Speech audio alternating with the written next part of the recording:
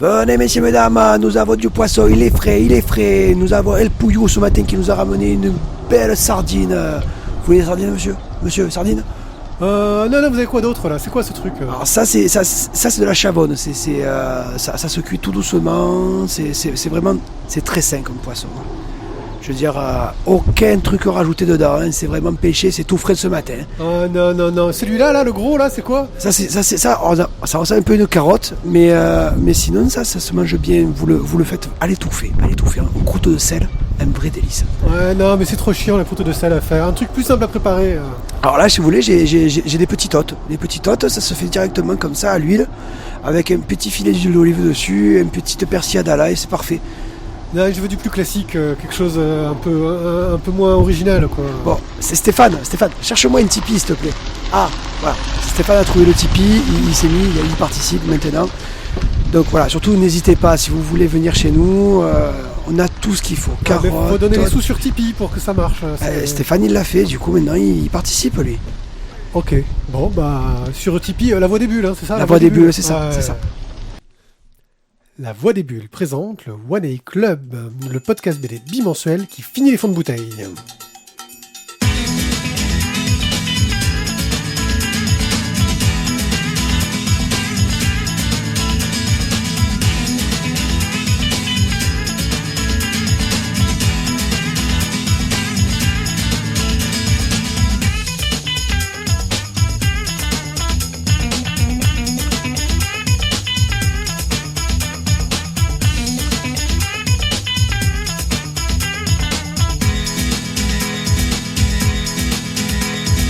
Coucou les gens, un jour faudra vraiment qu'on voit si nos intros, on n'a pas utilisé 2 fois la même.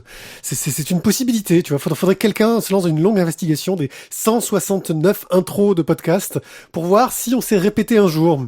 C'est une possibilité. La pauvre personne, tu lui fais du mal? Oh, ça va, faut écouter quelques secondes.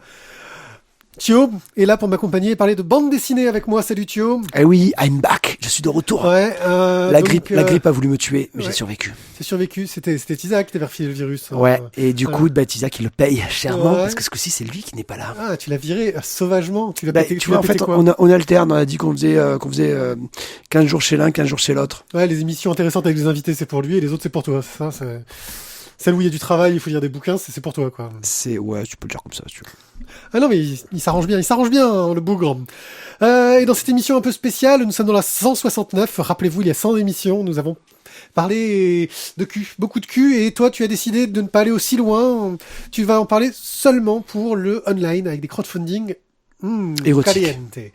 Nous enchaînerons ensuite avec nos chroniques. Nous parlerons du tome 1 du dernier Templier, du tome 1 des Ravencroft, du tome 2 de Skriding, du tome 3 de Sasmira, on a du retard mais on est plus à ça près, du Sandman Overture, et ensuite des carnets de cerises, tome 5. Pas d'express parce qu'on n'a pas d'express et qu'on en aura de moins en moins parce qu'on est comme ça. Et puis je pense qu'on peut tout de suite... Grosso modo, le dictateur a choisi, il a dit les express, j'arrête. Non, mais on n'arrive pas à les faire, tout le monde parle pendant 2 heures, même pour les express, alors c'est comme ça, on part sur l'online, c'est quand même vachement plus intéressant, surtout que ça a l'air... Non, c'est crowdfunding. Crowdfunding, ouais. Rappelle-toi, c'est juste que tu m'as toujours pas fait de jingle, c'est vrai. Crowdfunding. Qu'est-ce que c'est ça? Donc on commence par Mes rosés du matin, donc chez Ulule, c'est fait par Mitsuko Ouais. Mitsuko. Donc c'est un recueil d'aquarelles de 80 pages. Très joli, très mignon. Voilà, c'est de l'érotique, c'est assez suggestif, même si on n'a pas le visage de la personne, mais on a quand même des petites fessées, des petits trucs un peu bien qui sont Oui. Une levrette sans fessées, c'est comme une raclette sans fromage. Ok. C'était le grand proverbe chinois. Donc pour 5 €, donc vous avez juste la petite carte et le remerciement. Pour 12 €, vous aurez une carte postale et une reconnaissance éternelle. Pour avoir le bouquin, donc pour avoir le recueil, il faudra compter 25 €. Et la petite truc en plus, c'est petite tape, oui, pour l'avoir. La petite tape, la petite dédicace, c'est pour 45 €. Ok. Bon, un joli projet en tout cas. On est sur de l'érotique en aquarelle, donc c'est assez délicat, un peu vaporeux en fait dans le style, et c'est pas mal. Donc pour continuer dans notre numéro 169, quand on arrivera à 1969, on fera vraiment l'année érotique ou... Toute une année de cul. On fera une année, on parlera que de BD de cul. Il faut que tu fasses une projection pour savoir quand est-ce qu'on hésitera le numéro 1969. Ce qui est bien, c'est que c'est large. Ça a du temps, je pense. Donc, du coup, on est sur un artbook ici, donc de Camille, qui s'appelle Love Erotic Art. Ça, c'est un crowdfunding qui est déjà backé. Il est déjà fini.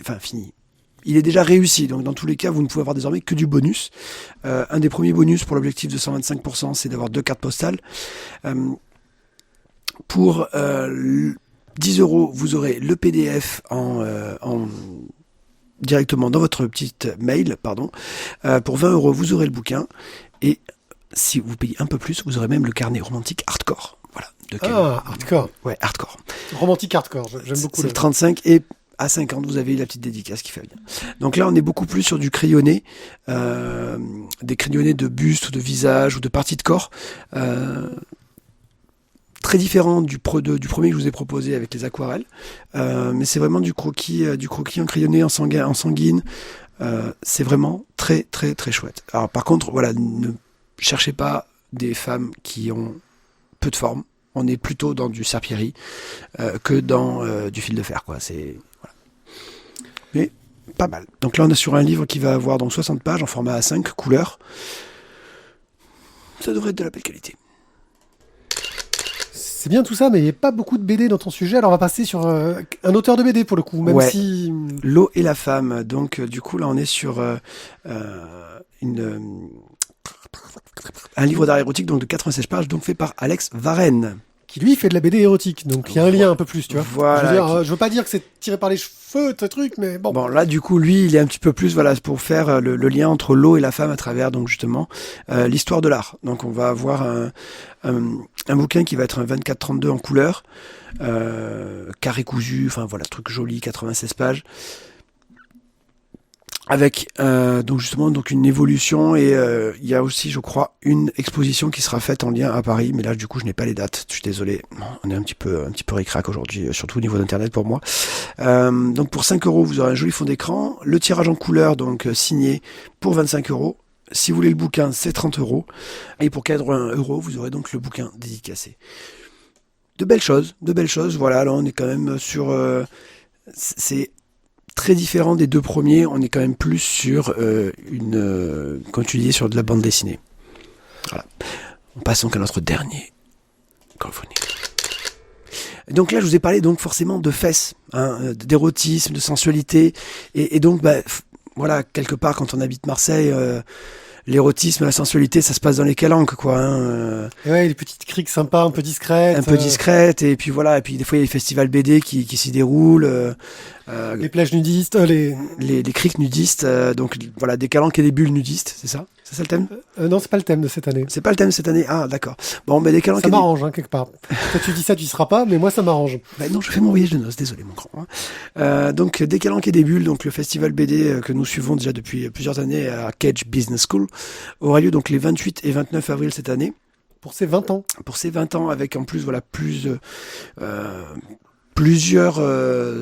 auteurs et nous avons déjà eu la liste et on peut pas vous spoiler, mais franchement il y a du bon, il y a du très très lourd, et à l'ombre des bulles cette année ils ont fait du high level, franchement allez-y. Tu te rends compte qu'il y a certains orgas qui étaient pas nés pour le premier festival, pardon. Ouais c'est vrai. Ouais. Donc voilà, donc du coup ils font un petit crowdfunding pour essayer de récupérer un petit peu d'argent pour financer justement la venue de tous ces auteurs. Pour leur donner un coup de main pour lancer le truc, parce que c'est vrai que faire venir des bons auteurs, qui soient pas de chez nous, on va dire, ça coûte des sous, et les festoches ont un peu besoin d'aide pour leur proposer des conditions d'accueil le plus agréables et qu'on puisse tous en profiter, surtout nous en fait. Voilà. Donc du coup là ce sera donc si vous dépensez un petit peu d'argent, vous aurez des consommations gratuites, des tickets de tombola, une affiche format A2 à partir de 20 €, ça peut être sympa, pour faire des petits cadeaux, ou des ex-libris aussi à 30 €. Donc voilà, n'hésitez pas à participer. Ah oui, vous pouvez aussi avoir un bracelet ou un porte-clés avec la mascotte des CDB, c'est-à-dire la panthère des calanques. La panthère des calanques. Voilà. Et les bracelets sont dessus, et honnêtement, c'est kawaii. Voilà. C'est kawaii? Ouais, franchement c'est mignon, ça passe bien. Ok. Bon, vous pourrez nous reconnaître sur les festivals, on aura tous un bracelet kawaii. Ou un t-shirt vert, la voix des bulles, c'est plus simple. C'est plus simple. Le dernier Templier, d'après le roman de Raymond Coury, est dessiné par Miguel Lalor.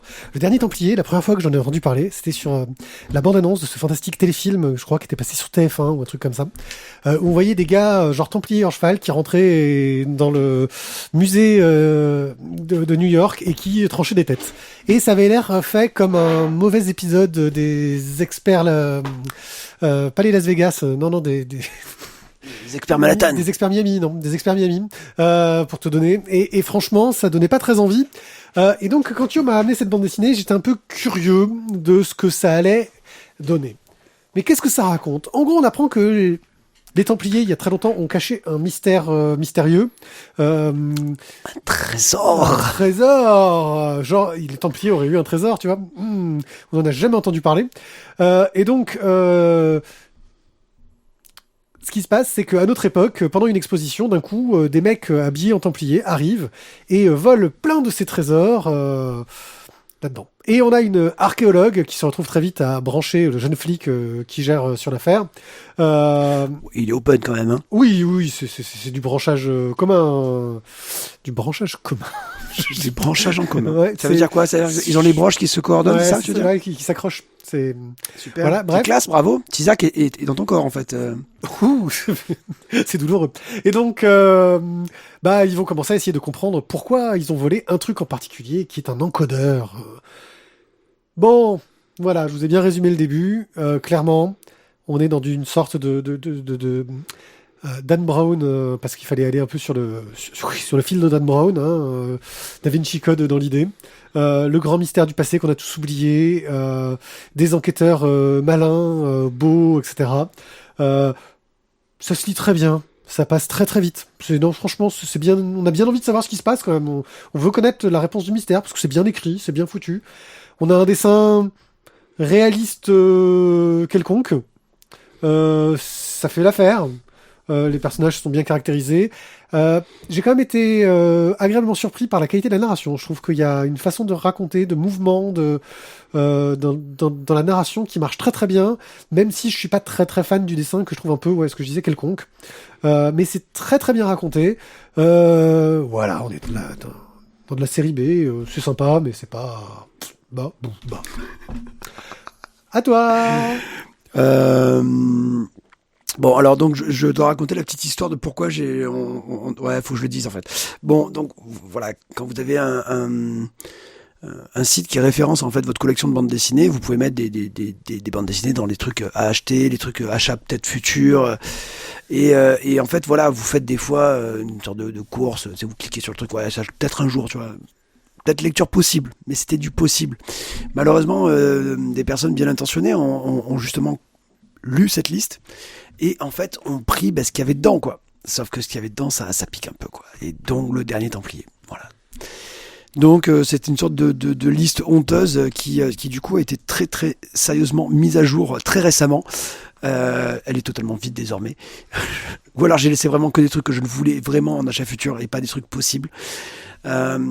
Mais bon, le dernier Templier, clairement, on est dans le complotisme, ok, les Templiers avaient un trésor, on va essayer de trouver le truc, on va se retrouver maintenant, voilà, on est dans l'an 2000, au 21e siècle, et on va chercher le trésor des Templiers, avec forcément des méchants. Et puis, des deuxièmes méchants, ça va être, à mon avis, l'Église. Et des trahisons. Et des trahisons, et des trucs cachés. Et l'Église, là-dedans, c'est un peu des fachos. Mais pas tous, parce qu'il y en a des gentils quand même. Ouais, voilà. Et donc, bon, je suis désolé, je vous dépeins un portrait qui est pas non plus top, mais la narration est efficace, mais le scénario est quand même 1000 fois entendu, 1000 fois vu. Je crois peut-être même plus que Pocahontas. Donc, ce qui est quand même peu dire, parce que c'est un petit peu notre référence à Pied et moi en commun, le scénario Pocahontas. Là, voilà, le scénario est quand même plus qu'entendu, et voilà, ça me fait pas rêver, clairement. Au niveau du scénario, au niveau du dessin, c'est très très très honnête. Je veux dire, j'ai aucun reproche à lui faire. On a quand même quelque chose qui est joli, qui est efficace, qui est dynamique. Mais voilà, j'ai pas accroché du tout à un scénario que j'ai peut-être trop vu à la télé, en téléfilm, comme tu disais. T'as peut-être vu le téléfilm, mais t'avais oublié en fait. Hein. Ouais, mais je pense que mon cerveau a fait exprès d'oublier. Les Ravencroft.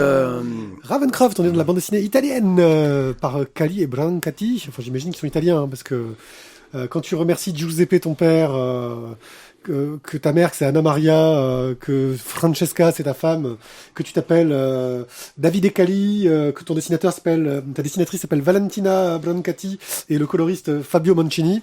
C'est soit ça, soit t'es corse, et je pense pas qu'il soit corse, j'en aurais entendu parler. Bref. Parce que l'île est toute petite, c'est pour ça. Oui, c'est ça. Bref, on va suivre l'histoire de deux enfants qui viennent de perdre leurs parents dans un accident. Tu as envie de faire tous les pitchs? Ah, c'était à toi de le faire, celui-là? Oh, c'est pas grave, vas-y, je te laisse faire. Ah ouais, c'était à toi de le faire. Oh, moi, non, mais t'as envie, vas-y. Hein. Ouais, allez, j'y vais. Non, mais je viens de le lire, c'est pour ça, j'étais chaud, tu vois. Donc, Ashley et Joyce, au fait, hein, voilà. Voilà, ouais, non, c'est bien, t'as les prénoms. Moi, les prénoms, je les retiens jamais. Et donc, ces deux gamins, eh ben, ils vont aller vivre chez l'oncle et la tante, qui ont l'air un petit peu barrés. Marcus et Zelda. Voilà, la tante qui a l'air, elle, complètement hallucinée, penser qu'à son apparence, etc. Un peu traitement de beauté à donf, la gym, le truc pour être beau, enfin, voilà. Et le mari qui, lui, rêve d'une symphonie qu'il espère écouter un jour. Et les gamins reçoivent un jour un colis de leurs parents chez l'oncle et la tante, alors que l'enterrement est passé, hein, je veux dire, avec 5 statuettes et un mot, chaque chose à sa place. S'ensuit bien sûr une enquête de ces enfants qui veulent comprendre l'origine de tout ça, qui sont vaguement aidés par l'oncle et la tante, qui s'en foutent un peu, et qui sont bienveillants, on va dire. J'espère qu'on va apprendre que c'est des traîtres, parce que j'ai cru tout du long qu'on allait l'apprendre, et voilà. Et on va suivre un peu cette histoire, cette enquête sympathique. Ça fait penser un petit peu aux orphelins Baudelaire dans la thématique scénaristique, un peu moins barré, un peu plus terre à terre, on va dire, au niveau du scénario. Une intrigue de trésors perdus, de sectes, de tout ce que tu veux. Moi, ça marche très bien. Je trouve que c'est avec des mystères surtout et de l'enquête et des énigmes. Et moi, c'est quelque chose que j'aurais adoré étant gamin. En termes scénaristiques, donc je pense que ça pourrait vraiment plaire à des gosses. Et puis graphiquement, on est dans un trait qui me fait penser à du Peter de Sèvres, qui est un grand artiste qui a travaillé pour de l'animation. On sent d'ailleurs cette patte de gens qui ont dû travailler dans l'animation, j'imagine, parce que c'est super dynamique, c'est très léché comme dessin, un trait très fin, je trouve, avec des bouilles surtout, c'est des têtes un peu exagérées, mais qui super expressives. Et moi, j'adore ce trait-là. Ouais, entre du De Sèvres et du Plimpton dans le trait. Et un travail sur la couleur que je trouve aussi vraiment très joli. Il y a quelques dessins où il nous représente des ciels étoilés, par exemple, que j'ai trouvé superbes. J'ai été marqué par les ciels étoilés de cette BD. C'est le coloriste, hein, pour le coup, je pense. Bref, moi, une BD que j'ai beaucoup aimée, dont j'attends la suite vraiment avec impatience. Voilà. Ouais. Bah écoute, ça va être un peu pareil pour moi. Je l'attends aussi avec impatience. Tiens, il y a ta belle-sœur qui est arrivée. C'est gratuit, c'est pour moi. Moi, ça m'a fait beaucoup penser, comme tu disais, justement, donc beaucoup de littérature, des bouquins qu'on a lus récemment, Le Voyage extraordinaire, par exemple, Les Orphelins de Baudelaire que tu as cité. On est vraiment dans cette même veine-là, et dans ce côté aventure au niveau jeunesse, qui marche et qui fonctionne vraiment très bien avec comme tu t'es un peu ébahi devant le dessin, je valide totalement.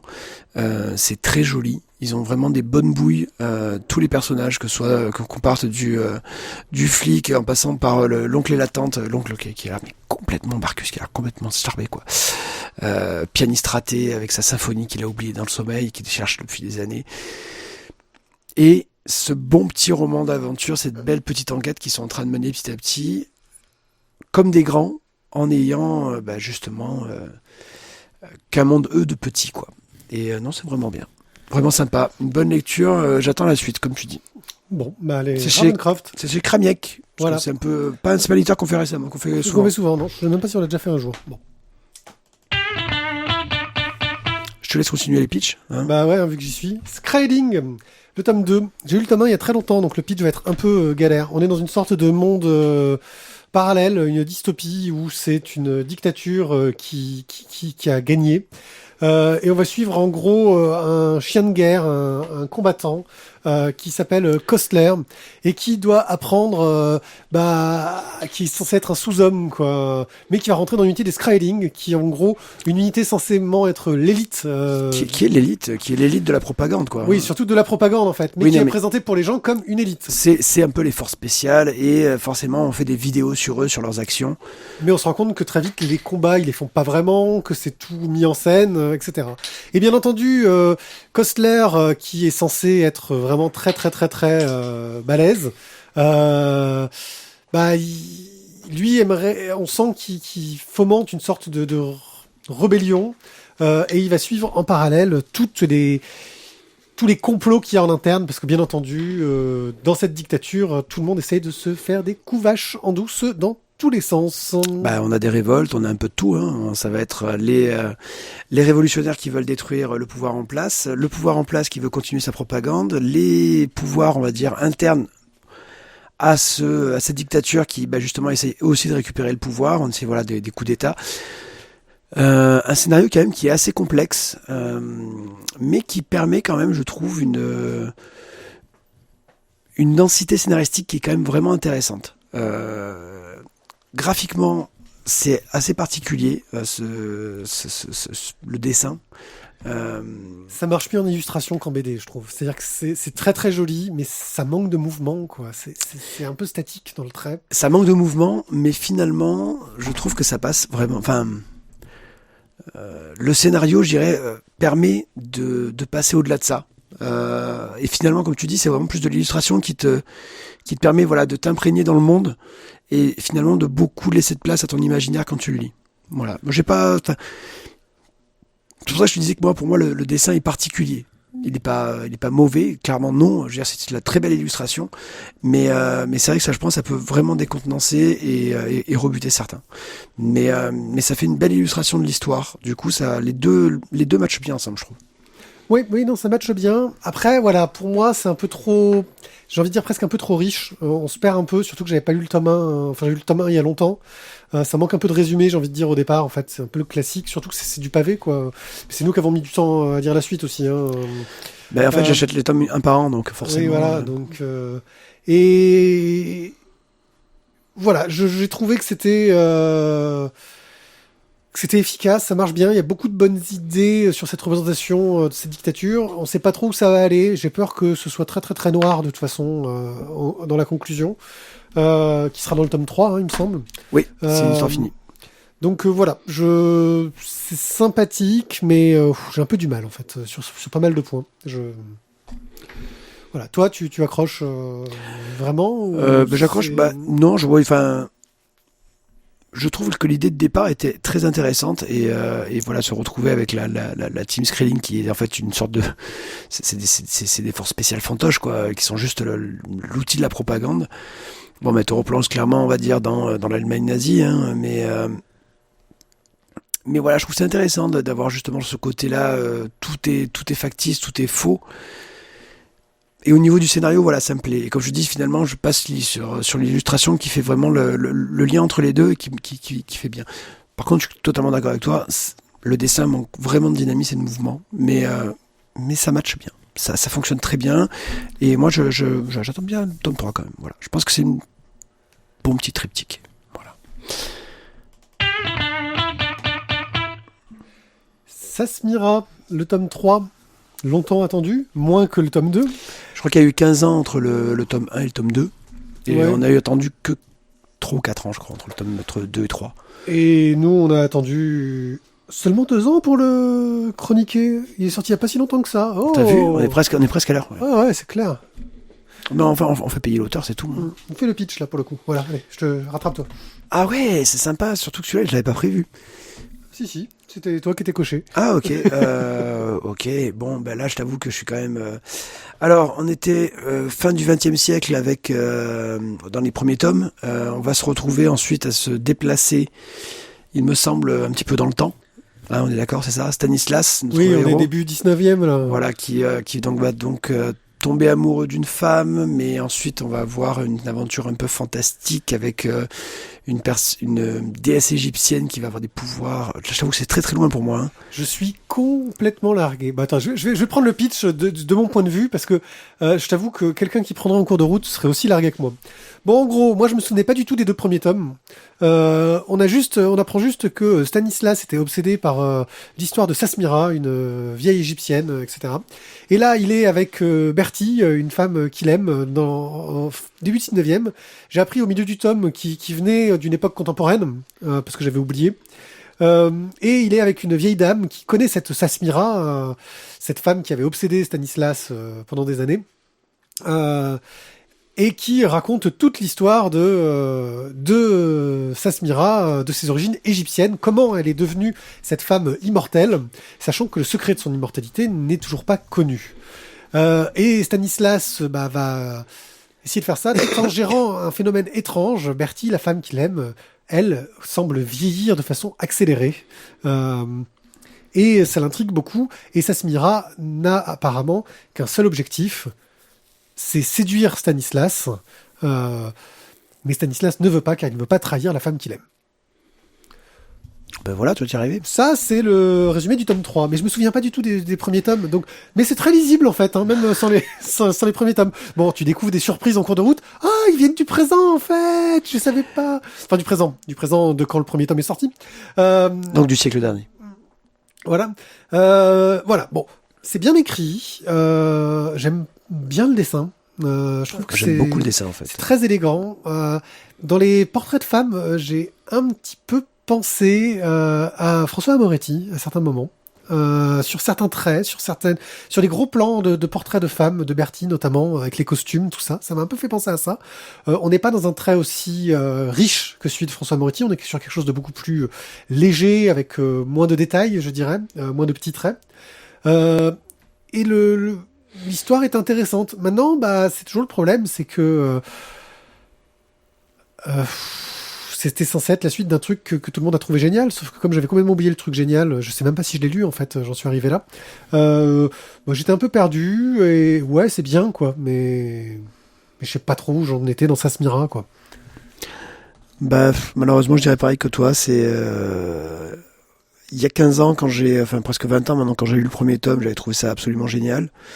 J'ai tellement entendu le deuxième que du coup, je l'ai trouvé bien, mais sans plus, parce que peut-être trop d'attentes dans la bande dessinée. Et le tome 3, finalement, clôture bien l'histoire. Mais, ça reste à suivre. Hein. Pour moi, je dirais, tu peux t'arrêter là. Oui, mais ça reste à suivre. Mais voilà, j'ai pas été follement emballé. Bon, pour le coup, Laurent Vicomte a changé, n'a pas dessiné, hein, il a fait appel à Anaïs Bernabé au dessin, parce qu'apparemment, c'est lui qui va pas assez vite, quoi. Écoute, il scénarise, c'est bien aussi. Oui, mais c'est bien qu'il ait trouvé quelqu'un pour permettre que sa BD sorte, quoi, parce que sinon, je dois attendre 15 ans entre chaque tome. Ça aurait pas été possible. Je pense que là, du coup, il aurait vraiment perdu ses lecteurs, parce que peut-être même certains seraient morts, en fait. Oui, c'est possible. Il y en a peut-être qui sont morts entre-temps. En plus, en 15 j'imagine. ans. 20 ans. En 20 ans, ouais. Voilà. Donc Sasmira, le tome 3, une jolie BD chez Glénat, mais qui a le défaut de ses qualités, quoi. Ça a mis trop de temps à arriver, et je pense que c'est une bande dessinée qui mériterait d'avoir une fin et une intégrale. Pour être appréciée pleinement. Peut-être le lire carrément en intégrale directement, ouais. Voilà. Mais il faut qu'il y ait une fin quand même d'abord. Oui, faut qu'il finisse, on est d'accord. Sandman Ouverture, sorti chez Urban Comics. Alors, Sandman, vous savez, c'est une bande dessinée qui me tient énormément à cœur, scénarisée par Neil Gaiman dans les années 90, une série qui a eu 75 numéros format US, qui ont été réunis en 10 volumes dans une première édition cartonnée, puis maintenant en 7, je crois, dans la dernière. Bref, qui va suivre les aventures de Morphée, le maître des rêves, aussi appelé Dream, ou rêve, tout simplement, qui est un éternel, un des représentants d'un des grands principes humains, qui ont une relation étrange. Il n'existe que parce que les humains ont besoin d'eux et que ils ont besoin des humains. C'est un peu une sorte de réciproque.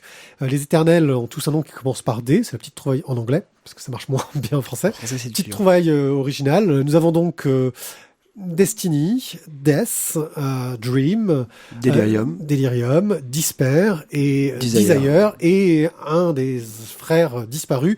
Dans la BD, on apprend son nom en cours de route, mais on va pas le donner tout de suite, ne sait-on jamais. Quelques années après la fin de cette bande dessinée, Neil Gaiman a décidé de raconter un peu les origines de Sandman.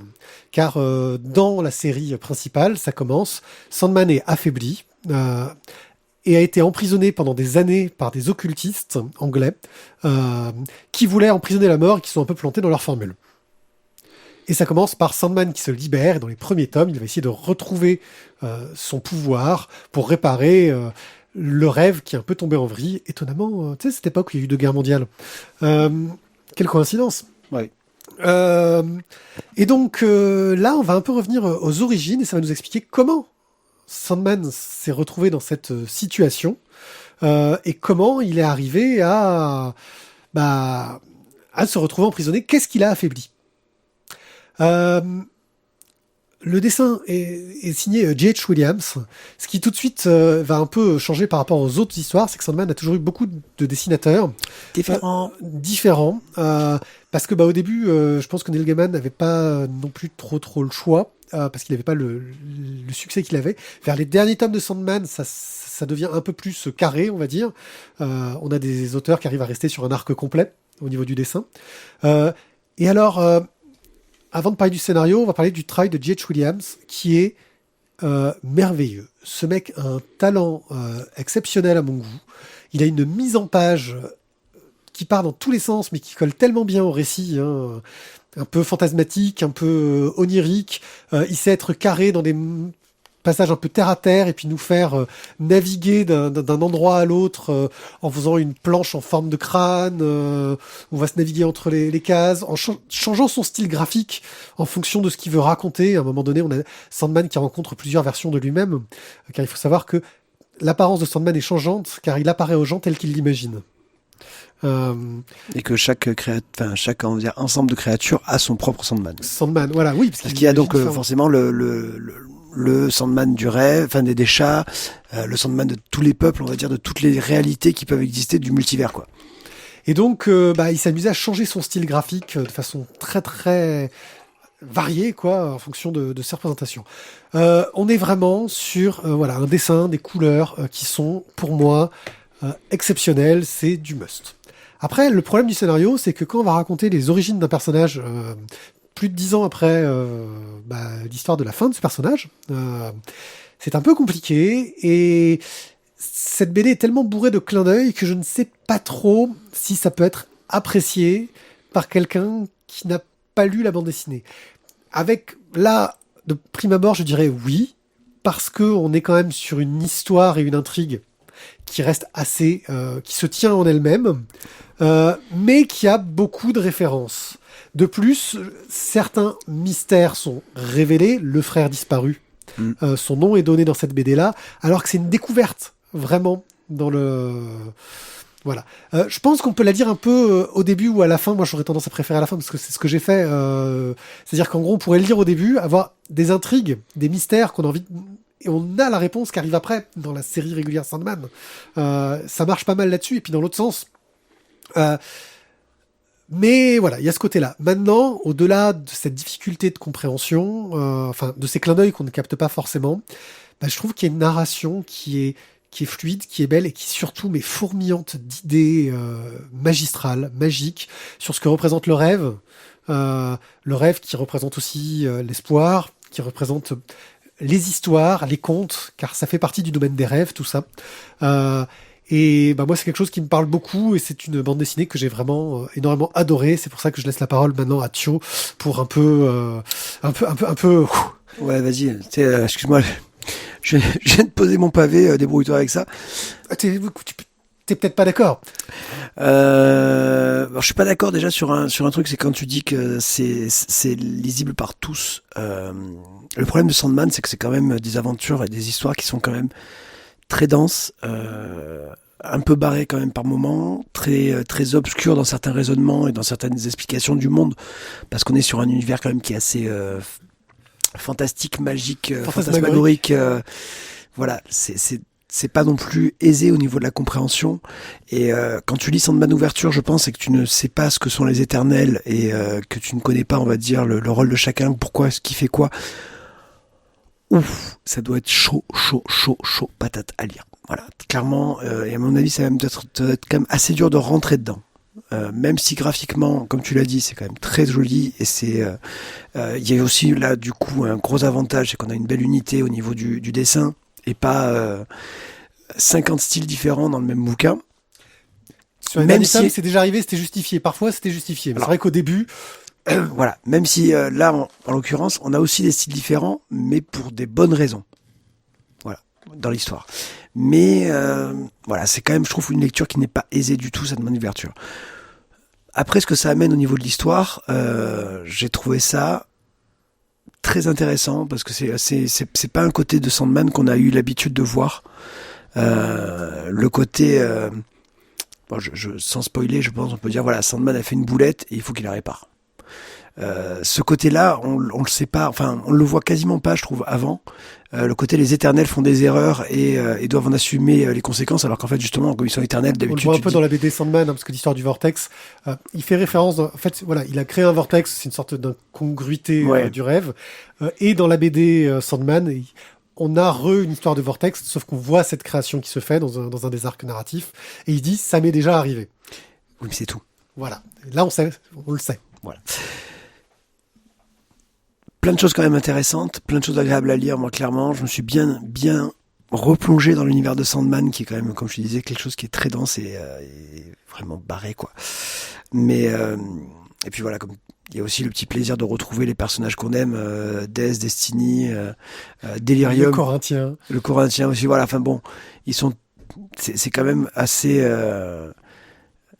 Tous les personnages ont quand même un design et une psychologie qui est vraiment très à part et qui est quand même super intéressante. Donc ouais, j'ai quand même passé un très bon moment à lire Sandman Ouverture, même si je pense clairement que c'est pas accessible à des personnes. Est-ce que tu mettrais quand même un coup de cœur?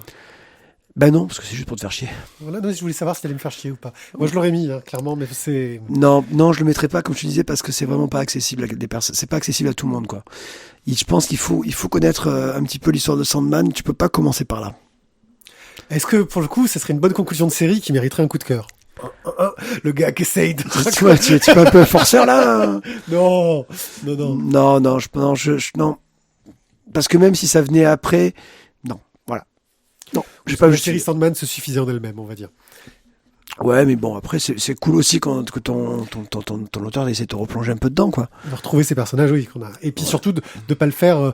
de façon gratuite, juste pour se dire je vais me faire de la thune en remettant mes personnages en scène. C'est fait de façon intelligente, réfléchie et cohérente avec le reste de l'œuvre. C'est cohérent après, en même temps c'est peut-être pour la thune aussi, hein, ça tu sais pas. Oui, ça c'est sûr. Voilà. Non, mais c'est sûr que il prenait pas de risque. Non, mais il aurait pu ne faire que prendre la thune. Tu vois ce que je veux dire? C'est vrai. En plus, il a faire de la merde. En plus, il a travaillé. Enfin, c'est l'impression que ça donne. S'il a pas travaillé, il donne vachement bien le show. Donc Sandman Ouverture par Neil Gaiman et J.H. Williams chez Urban Comics.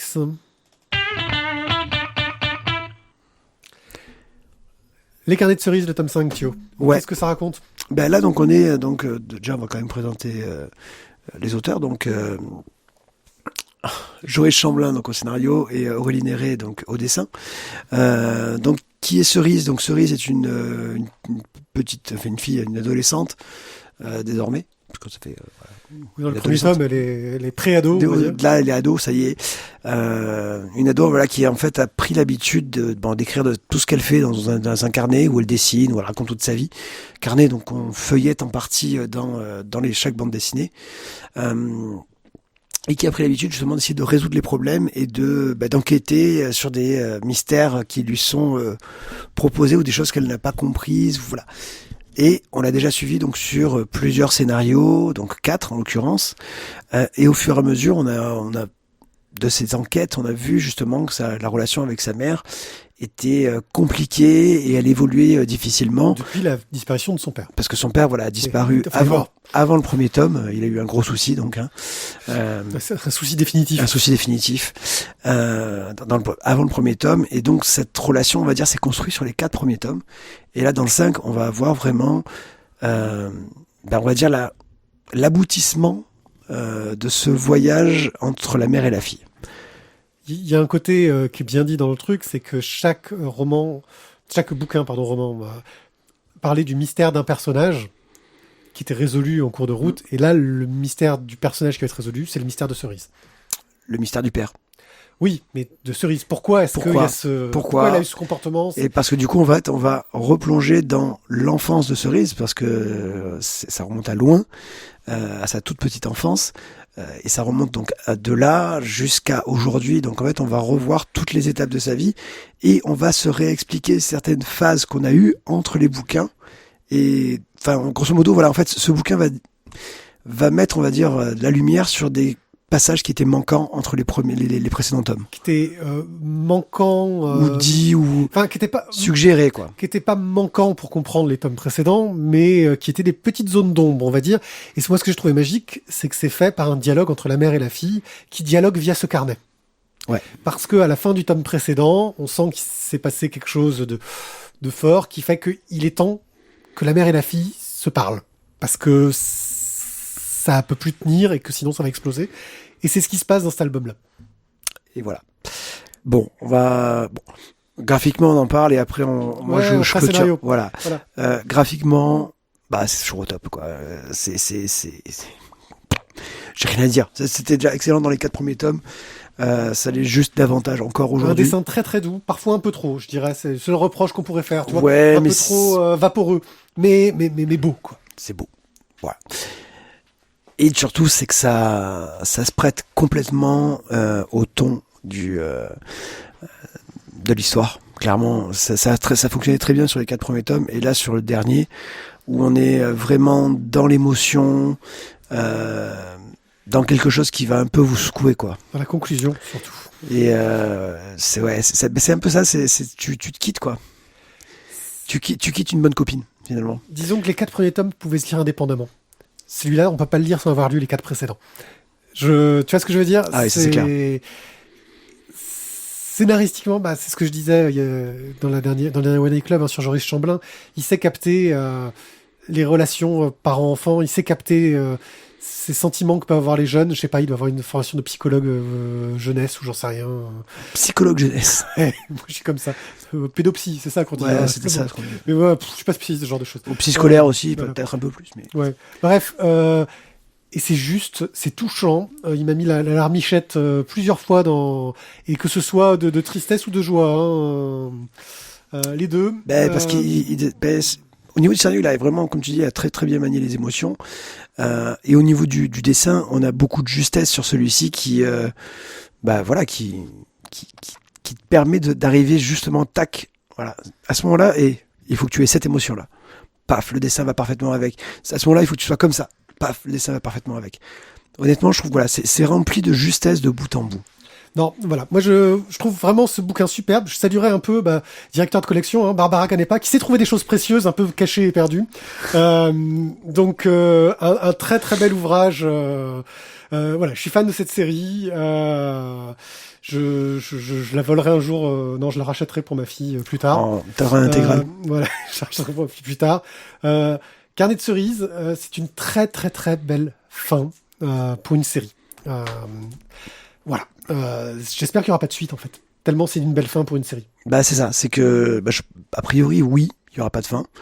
Pas de suite, tu veux dire, oui. Il n'y aura pas de suite. Voilà, c'est terminé. C'est à la fois triste et à la fois bien. Voilà, comme tu dis, on termine ça magistralement. Et justement, quand ça a été très bien, forcément, on est un peu triste que ça finisse. Mais c'est aussi, il faut que ça finisse, sinon on serait pas aussi content. Donc, voilà, les carnets de cerises, le tome 5, qui s'appelle Les Premières Neiges au Perséide. Ils auraient pu appeler les carnets de cerises Origins. Gros coup de cœur. Ouais, voilà, non, là, gros coup de cœur. Là, j'y vais. Love, quoi. Supérieur à 3, inférieur à 3, la totale, quoi. On est des malades. On adore. Voilà. Bon, on va se quitter sur un coup de cœur. C'est bien. C'est une belle fin. On se dit au revoir. On a commencé par du cul, on a fini par de l'amour jeunesse. C'est louche quand même. Tout ça dit par un instit dans une école catholique. C'est vraiment très moche, ouais. Voilà. Merci à vous de nous avoir écoutés. N'hésitez pas à nous soutenir, que ce soit en cliquant sur les couvertures des BD qui vont vous amener sur Amazon et ça nous fait des liens sponsorisés. Ça nous permet de nous acheter un peu des bouquins pour des festivals, etc. Ou bien en participant au Tipeee, le Tipeee de La Voix des Bulles. Je vous le rappelle, c'est vraiment un grand soutien pour nous. Vous choisissez combien vous donnez par podcast et vous pouvez même mettre un maximum par mois. C'est-à-dire que si vous voulez pas donner plus de 3 €, vous avez le droit de ne pas donner plus de 3 €, même si on fait 50 émissions ce mois-ci, ce qui n'arrivera jamais. Là, par exemple, du coup, grâce au Tipeee, on a pu acheter un 4e micro, ce qui fait que quand on sera tous là pour une splash page et qu'on a des invités, comme la dernière fois. sauf que je n'étais pas là, donc oui, il n'y a pas de micro en plus. Si, il y avait Jérôme, donc c'est bon, on avait le nombre de micros. Ah, exact, ouais. Donc voilà, enfin, top. Maintenant on a 4 micros, alors vraiment on avait 3. Donc merci à vous et surtout continuez à lire des bonnes bandes dessinées et faites-vous plaisir. On vous dit à très bientôt pour une nouvelle émission. Ciao, ciao. Ciao, ciao.